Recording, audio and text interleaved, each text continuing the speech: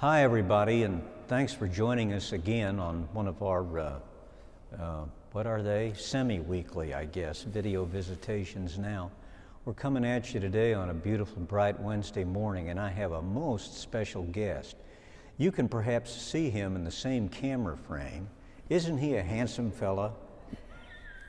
This is Dr. David Eckert.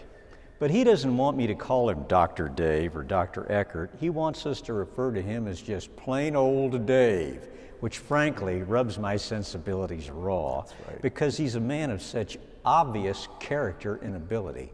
But you know, I'm forced to do what he says. So Dave is here to speak with us today about the church's synodal process. It's a worldwide thing, and if you've been looking at these things, then you know that we've talked about them before.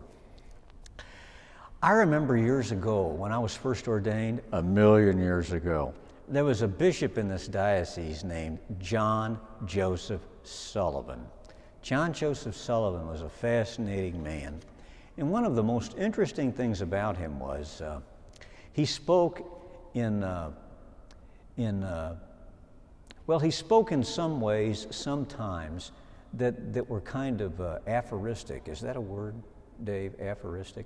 You could take some things he said and they became like aphorisms. One of the things that Bishop Sullivan said that has remained in my modest memory, lo these many years, was, a deaf church is a dead church. Isn't that good? Mm-hmm. God, that's good. A deaf church is a dead church. Our church has been hard of hearing for a long time, and it's suffered greatly because of it in a variety of ways. And so Pope Francis is trying to do some auditory surgery on the church such that it may learn to listen better. And that is in many ways the mainspring of our synodal process. I've asked Dave to direct Visitation's share in the synodal process, and he's here to talk with us about it today. So I'm going to sit down and shut up and listen to you. Well, I'm grateful to have been invited by Monsignor Offa to help prepare for the Synod here at Visitation alongside the parish staff and the members of the parish council. So let's begin with some unfamiliar words. Synod. This is Catholic language or church language. A synod is a gathering, an assembly, a council. The word itself is built of two Greek words. And remember, at the outset of the church, Greek was the language of the church. Two Greek words, one word meaning together, and another word meaning the way or journey. So the word literally means journeying together. The practice of having synod meetings emerged from the first days of the church because there were many problems to be solved. There were theological questions, practical matters, administrative questions. The tradition has continued on down through the centuries, though synods have tended to become more hierarchical, largely a matter of the church leadership talking with each other. In our lifetime, there have been synods of bishops every few years in order to take up various issues. In the past 10 years, there have been synods on the family, on young people, and a synod of bishops for the needs of the Amazon region. So, you didn't hear about this? Well, they weren't secret, but I can't say that the synods came forcefully to the attention of everyday Catholics, which is why the word synod is unfamiliar to us. But now, as Monsignor said, the Pope has called a synod of bishops to be held in 18 months, and he wants the whole church involved. It will be a synod about what? Well, I'll get to that in a minute. Second word, here we go. Synodal. It's the adjective for our first word. If something is synodal, it is synod-like. In reading about the Synod, there's a fire hose of information coming from the Vatican, and in reading that, you will encounter terms like the Sentinel Process, the Synodal Consultation. And in reading about the Synod, what comes forward is that the synodal style is essentially one of listening. Listening. In this moment, we are working to become a synodal church. Third unfamiliar word. Here we go. Synodality. The synod, and remember the Greek root of that word, is going to focus on journeying together as the very operating principle, the MO of Catholicism itself. We're going to have a synod on synodality. Now, Pope Francis describes the synodal church as, quote, mutual listening in which everyone has something to learn. We must, he says, all listen to the Holy Spirit, the Spirit of truth, to know what the Spirit is saying to the church. And then the Pope drops a clue about where he sees this going. He says, it is precisely this path of synodality which God expects of the church in the third millennium. The third millennium. Yes, the church is soon to complete 2,000 years of existence. And for the next 1,000 years, how is it to conduct itself? That's what's on the table. At a synod on synodality, what's on the table is a potential refit or recovery of the way that the church is to conduct itself over the long term. The Vatican rollout says this: synodality is not so much an event or a slogan as a style and way of being by which the church lives out its mission in the world. The mission of the church requires that the entire people of God be on a journey together, with each member playing his or her crucial role, united with each other. The objective of the current synod is to listen, the documents say. We must become a listening church. And in doing that, the documents continue, we have at hand, quote, the ability to imagine a different future for the church. Well, we can put this down. Why is the Pope calling this synod now in 2022 and 2023? Well, our own diocesan website specifies the urgency of the times, a global pandemic, local and international conflicts, the growing impact of climate change, migration, various forms of racism, persecution, violence, and injustice, and increasing inequalities across humanity. The Vatican document adds a few more church-specific reasons, saying the church herself must face a lack of faith and the corruption even within herself. In particular, we cannot forget the suffering due to sexual abuse and the abuse of power.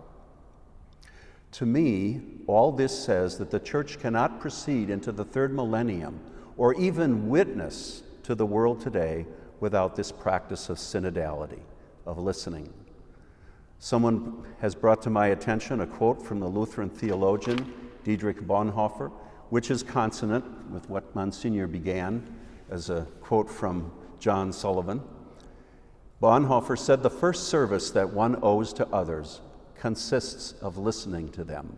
Just as the love of God begins with listening to His Word, so the beginning of love for our brothers and sisters is learning to listen to them. Christians who can no longer listen to one another will soon no longer be listening to God. Well, how does this concern us at Visitation? The first phase of the Sentinel Process, and see now you're familiar with this phrase, Sentinel Process, is a consultation phase in the local parishes and the churches. The Pope is inviting everyone, you, me, to participate in this journey of listening, sharing, and discerning the answer to the question, where is the Holy Spirit leading us?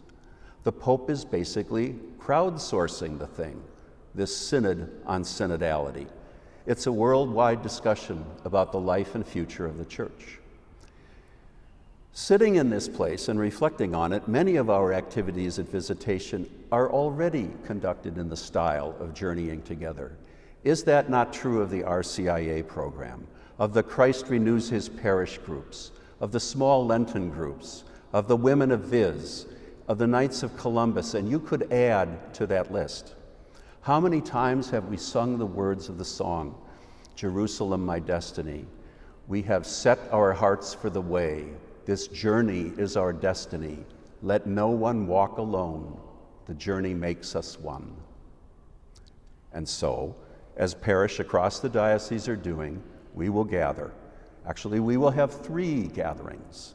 Number 1, the upper grades and faculty of Visitation School will have their own process.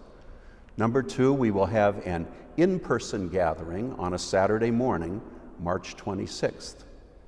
Number 3, to make the Synod process at Viz accessible to all, we will also conduct a session online. This will be the following Monday, March 28th, in the evening. It will follow the same procedures as on the prior Saturday.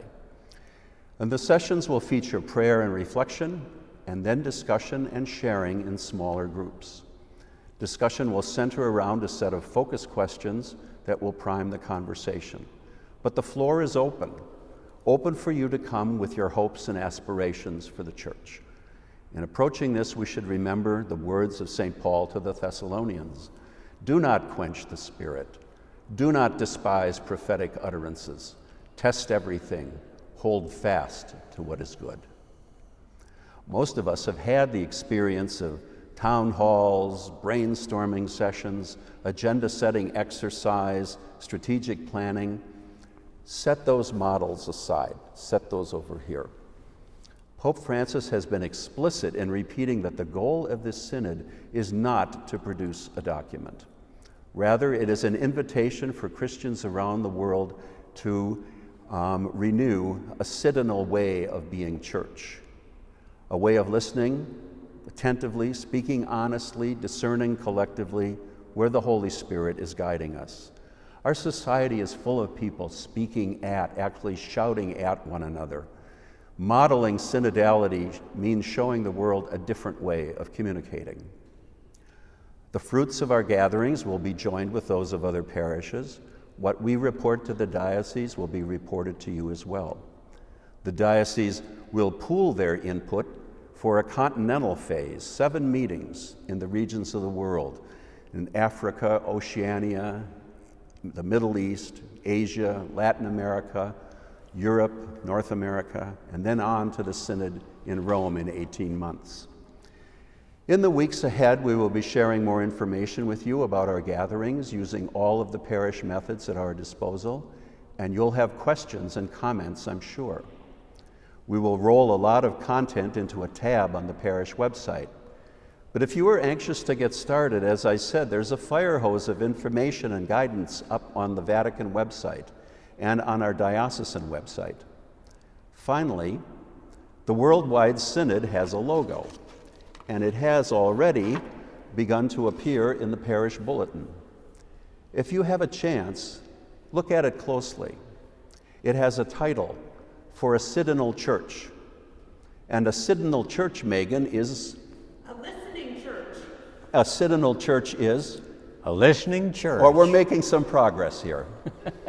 And there is an illustration in this logo, and it shows people journeying together.